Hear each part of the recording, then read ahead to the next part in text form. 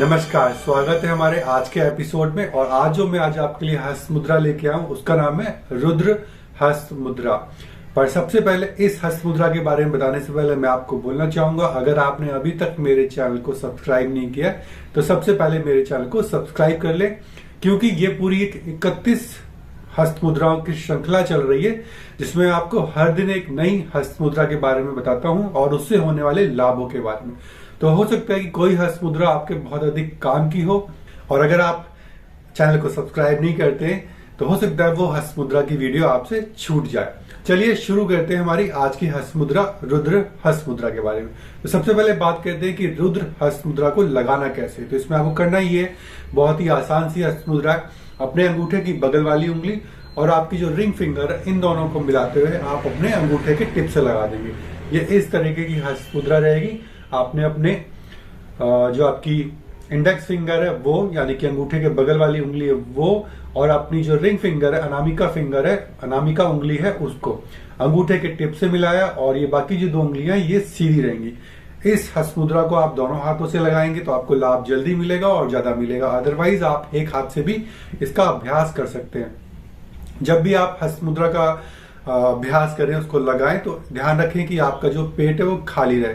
सबसे जो सही समय बताया गया है इन हस्त मुद्राओं को लगाने के लिए या कोई भी यौगिक क्रिया को करने के लिए, वो होता है सुबह का वक्त। उस वक्त हमारा मन भी शांत होता है और आसपास का जो वातावरण है वो शांत और शुद्ध होता है। तो अगर उस वक्त हम हस्त मुद्रा का या किसी भी यौगिक क्रिया का अभ्यास करेंगे तो हमें लाभ काफी ज्यादा मिलता है। इसके अलावा आप इसको शाम को या रात को भी कर सकते हैं। नियम वही रहेगा, आपका पेट एकदम खाली रहना चाहिए, यानी कि कम से कम आपने 2 या 1.5 घंटे पहले कुछ खाया हो। जब भी आप हस्त मुद्रा का अभ्यास करें तो वो स्थान साफ सुथरा हो, किसी भी तरह की वहां पे दुर्गंध ना आ रही हो और किसी तरह का वहां पे डिस्टरबेंस ना आ रहा हो, जिससे कि आप एक लंबे समय तक वहां पे आराम से कंफर्टेबली बैठ सके।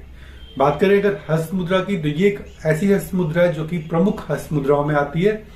ये हमारे अंदर एनर्जी को क्रिएट करती है और साथ ही साथ उसको कंट्रोल करती है, यानी कि हमारे अंदर जो शक्ति पैदा करती है और उसको नियंत्रित करती है। इसके अलावा हमारे शरीर में से जितने भी जो अशुद्धियां होती हैं, इम्प्योरिटी होती है, उनको ये बाहर निकालती है।